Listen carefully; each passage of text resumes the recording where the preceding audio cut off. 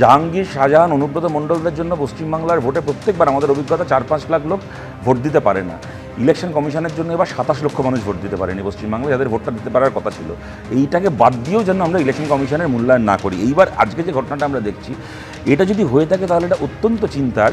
কেননা চিন্তা খালি এই কারণে নয় যে আজকে এই পরিবারগুলো পোস্টপোল ভায়োলেন্সের শিকার হচ্ছে কখন? যখন ইলেকশন কমিশন ভোট সম্পন্ন করে কেন্দ্রীয় বাহিনী নিয়ে ফেরত চলে গেছে তখন না, যখন কিনা এমনকি গণনা পর্যন্ত হয়নি, গোটা ইলেকশন প্রক্রিয়া এখনও চলছে এবং ইলেকশন কমিশনের আন্ডারে থানা, পুলিশি ব্যবস্থা সব কিছু। এই অবস্থার মধ্যে পোস্টপোল ভায়োলেন্স চলছে। খালি তাই নয়, আজকে এবিপিতেই দুপুরবেলাও দেখলাম, এখনও তোমরা দেখালে, এই মহিলারা তারা বলতে বাধ্য হচ্ছেন ভোটের দিন আমরা আমাদের পছন্দ মতো প্রার্থীকে ভোট দিতে পারিনি, আমাদেরকে তৃণমূলের ভয়ে তৃণমূল যাকে বলেছিল তাকেই ভোট দিতে হয়েছে। এইটা যদি হয়ে থাকে সেক্ষেত্রে সত্যিই প্রশ্নটা আসে যে এই সিঙ্গাম ফিঙ্গাম কার একটা নাম শুনেছিলাম, এই ভদ্রলোকের থেকে তাহলে হলোটা কি?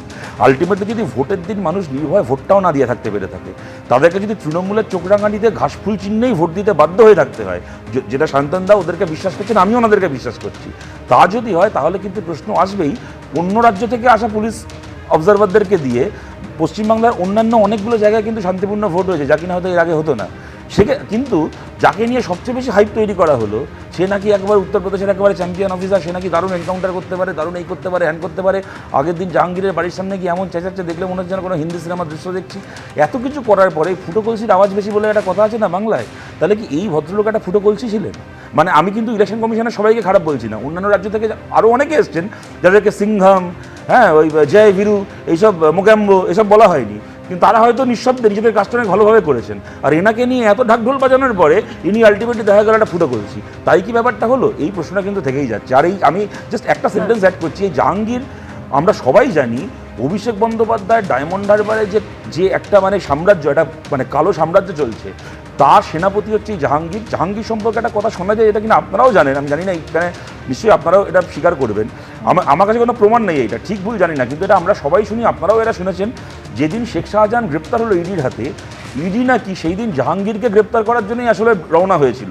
যে কোনো কারণেই হোক, রাস্তায় এমন কিছু, মানে জাহাঙ্গীর এত ক্ষমতাবান, রাস্তায় এমন কিছু ফোন চলে আসে যে ইডিকে গাড়ির স্টিয়ারিং ঘুরিয়ে শেখ শাহজাহানকে ধরতে চলে যেতে হয়, জাহাঙ্গীরের ওখান থেকে রুট বদলে নিতে হয়। তো যে কারণে ইডির রুট পাল্টে গেছিল, সেই কারণেই কোনো কারণে সিঙ্গাম ফিঙ্গামের রুট পাল্টে গেল কিনা, এই লোকটা কি এতটাই ক্ষমতাবান কিনা,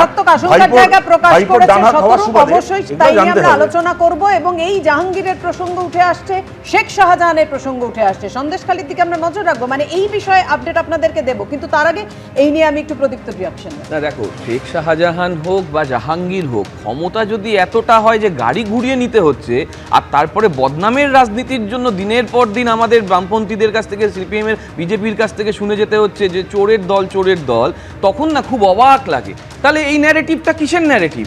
এই চিন্তাটা কিসের চিন্তা?